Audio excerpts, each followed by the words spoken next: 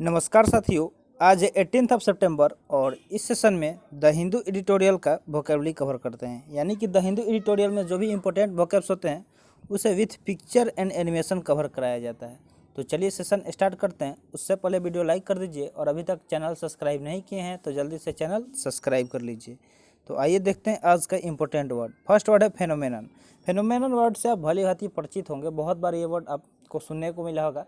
Science जब आप पढ़ रहे होंगे तो साइंस में ये वर्ड कॉमन है बहुत ज़्यादा, क्योंकि जो अगर हम फिजिक्स पढ़ते हैं तो जो भी फिजिकल फेनोमेना होता है, केमिस्ट्री में केमिकल फेनोमेना, तो फेनोमेना देखिए फेनोमेनन क्या हो गया, एक नाउन हो गया, ठीक है, जिसका मीनिंग होता है इफेक्ट और इवेंट इन नेचर और society specially one that is not fully understood. यानी कि कोई ऐसा फैक्ट या इवेंट जो हमारे सोसाइटी या नेचर में हो रहा हो, specially one that is not fully understood, और वो स्पेशली जिसे हम अच्छी तरह से समझ ना सके तो उसको क्या बोल सकते हैं, अद्भुत घटना बोल सकते हैं। क्या बोल सकते हैं, अद्भुत घटना, ठीक है।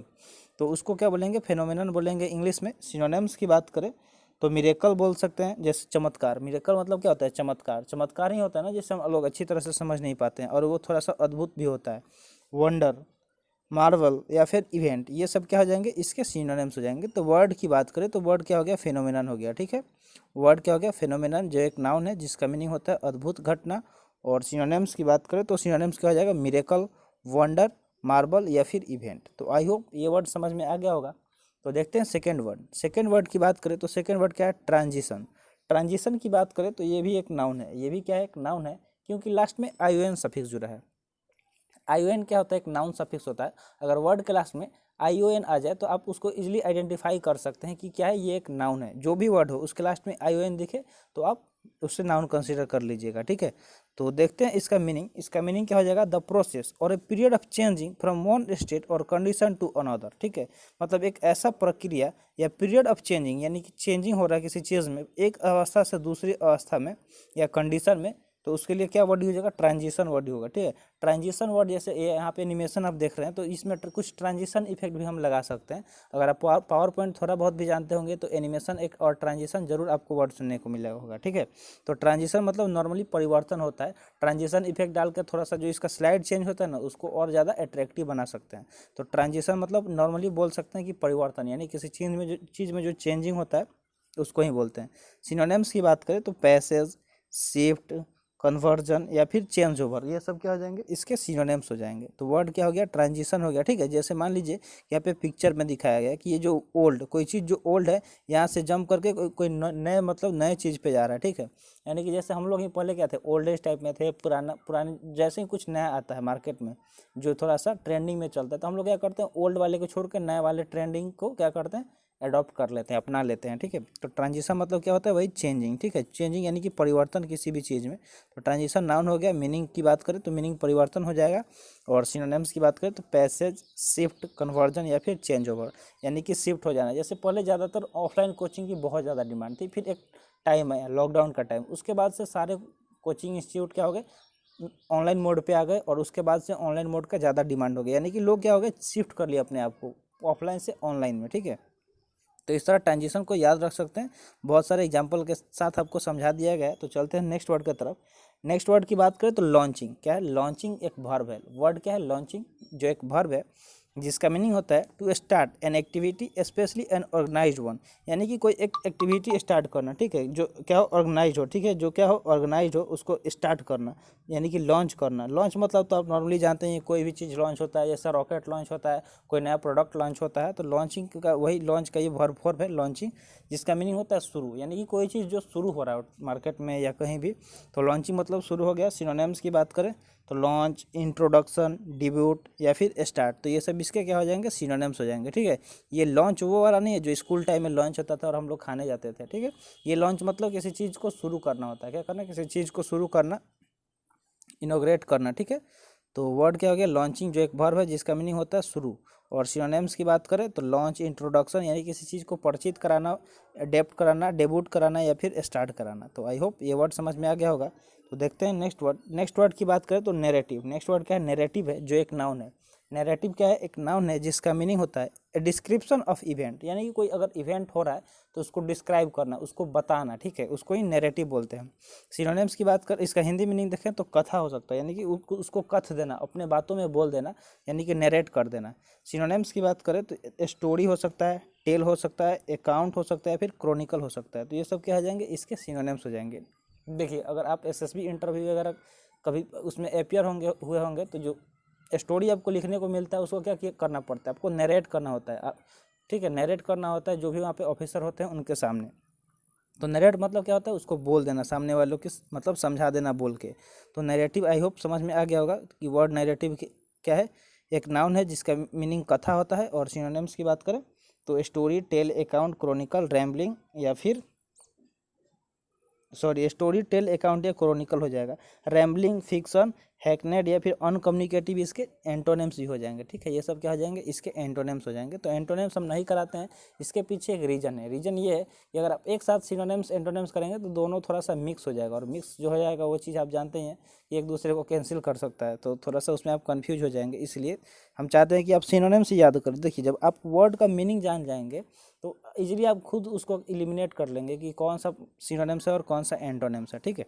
तो देखते हैं फिफ्थ वर्ड। फिफ्थ वर्ड क्या है, कॉन्ट्रासेप्शन। कॉन्ट्रासेप्शन आप ये वर्ड साइंस में भी सुने होंगे, जब आप बायोलॉजी पढ़ रहे होंगे तो उस टाइम ये वर्ड आया होगा। तो कॉन्ट्रासेप्शन एक नाउन हो गया जिसका मीनिंग होता है the practice of using artificial method to avoid becoming pregnant when having sex, यानी कि जब भी कोई दो कपल इंटरकोर्स करते हैं तो कोई ऐसा आर्टिफिशियल तरीका अपनाते हैं जिससे कि वो क्या हो, मतलब जो लेडी हो वो प्रेग्नेंट ना हो।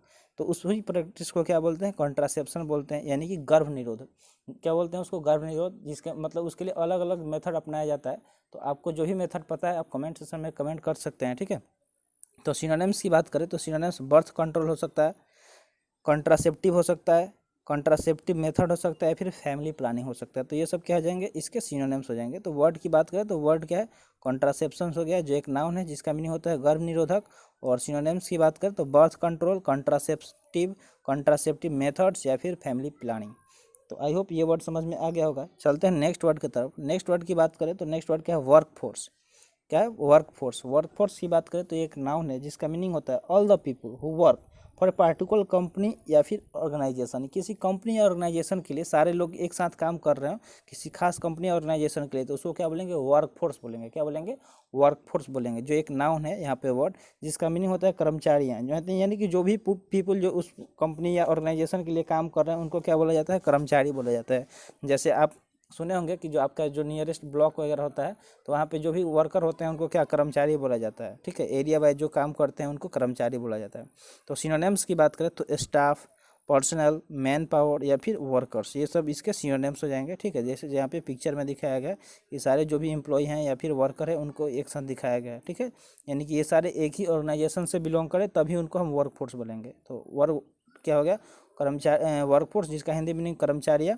या फिर सिनोनिम्स की बात करें तो स्टाफ, पर्सनल, मैन पावर या फिर वर्कर्स हो जाएंगे। तो आई होप ये वर्ड भी समझ गए होंगे। तो देखिए जो भी अगर आपको कोई नया वर्ड मिल रहा है जो पहले से जानते हैं उसके, तो आप उसको तो देख के बस एक बार रिवाइज कर सकते हैं। लेकिन जो वर्ड आप पहली बार सुन रहे हैं, जो ट्रिक अगर आप हमको बता रहे हैं, हम आपको बता रहे हैं, समझा रहे हैं, तो उस तरह आप उसको नोट करते चलिए एक नोटबुक में, ताकि आगे चल के जब भी रिविजन करना हो, फिर रिविजन कैसे करेंगे।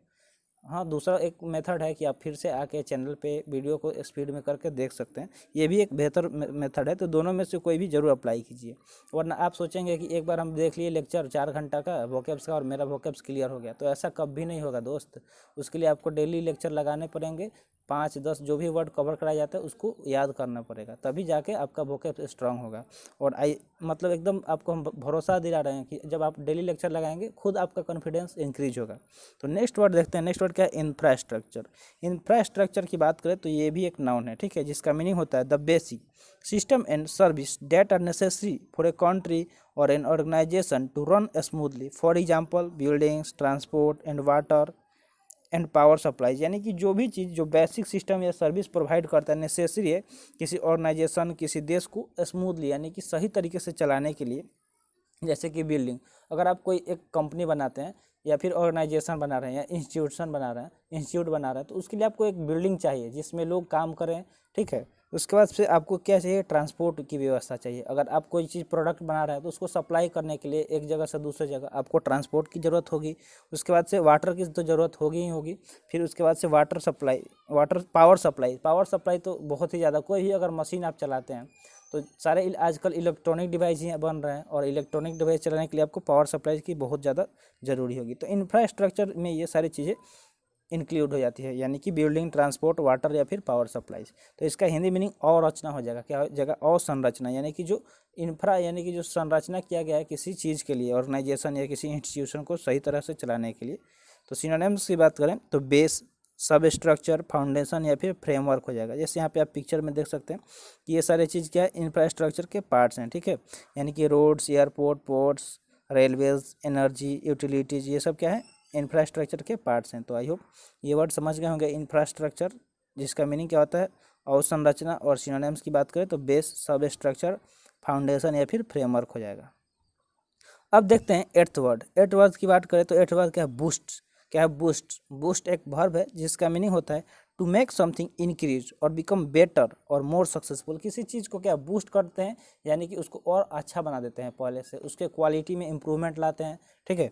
यानी कि उसको बेटर बना देते हैं, उसको में कुछ थोड़ा सा इंक्रीमेंट ला देते हैं किसी चीज़ में, तो उसको ही बूस्ट बोलते हैं, यानी कि बढ़ा देना, ठीक है। क्या हो जाएगा, बढ़ा देना किसी चीज़ को। सिनोनिम्स की बात करें तो इंक्रीज, एडवांस, अपग्रेड या फिर ऑगमेंट, ये सब क्या हो जाएंगे, इसके सिनोनिम्स हो जाएंगे। जैसे कि आप एनर्जी बूस्टर नाम सुने होंगे, जो एनर्जी बूस्टर अगर हम पी लेते हैं, खा लेते हैं, तो उससे क्या होता है, थोड़ा हमारे अंदर इंस्टेंट एनर्जी आ जाता है, ठीक है। यानी कि वो एनर्जी इंक्रीज कर देता है। तो वर्ड क्या हो गया, बूस्ट हो गया, ठीक है। जिसका जो एक वर्ब है जिसका मीनिंग क्या होता है, बढ़ा देना, ठीक है। कोई भी चीज़ बढ़ा देगा, जैसे कि जिससे आप क्या हो जाएंगे, बेटर हो जाएंगे और भी, या फिर और सक्सेसफुल हो जाएंगे। तो आई होप ये वर्ड समझ में आ गया। तो देखते हैं नेक्स्ट वर्ड क्या है, इम्प्लीकेशंस एक नाउन है, लास्ट में ION आया है। तो आपको ये तो कन्फ्यूजन खत्म हो गई होगी आपके अंदर की कि ION क्या है, एक नाउन सफिक्स है, और जिस भी वर्ड में ION दिखे आप उसको नाउन कंसिडर कर लीजिएगा। तो इसके मीनिंग की बात करें तो मीनिंग हो जाएगा ए पॉसिबल इफेक्ट और रिजल्ट ऑफ एन एक्शन और ए डिसीजन। यानी कि अगर आप कोई डिसीजन लेते हैं कि हमको ये करना है, ठीक है, या फिर कोई ऐसा एक्शन ले रहे हैं, कोई काम कर रहे हैं, तो उसका जो पॉसिबल इफेक्ट है, जो पॉसिबल रिजल्ट है, उसको ही इम्प्लीकेशंस बोलते हैं, यानी कि प्रभाव। इसका हिंदी मीनिंग हो जाएगा, क्या हो जाएगा, प्रभाव, ठीक है। तो अगर सिनोनिम्स की बात करें तो इफेक्ट, कॉन्सिक्वेंसेस, मीनिंग्स या फिर, ठीक है, ये सब इसके सिनोनिम्स हो जाएंगे। कॉन्सिक्वेंसेस 2 बार हो गया, ठीक है। तो ये सब क्या हो जाएंगे, इसके सिनोनिम्स हो जाएंगे। तो वर्ड क्या हो गया, इम्प्लीकेशंस हो गया, जो एक नाउन है जिसका मीनिंग होता है प्रभाव।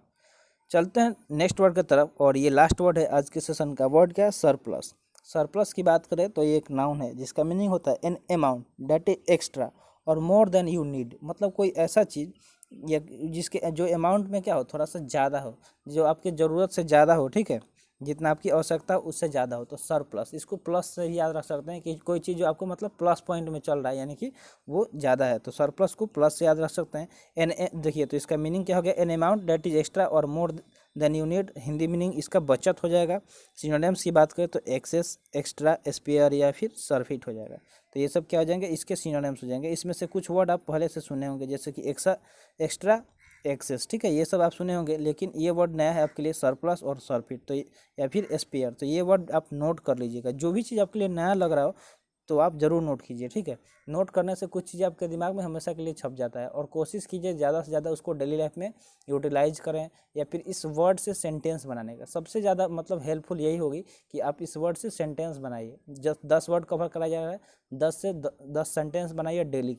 और अगर आप अच्छा सेंटेंस बनाते हैं तो उसका कमेंट सेशन में कमेंट भी कीजिए। आपका कमेंट अगले सेशन में दिखाया भी जाएगा बाकी बच्चों को, ठीक है। तो आज का सेशन यहीं पे समाप्त हुआ।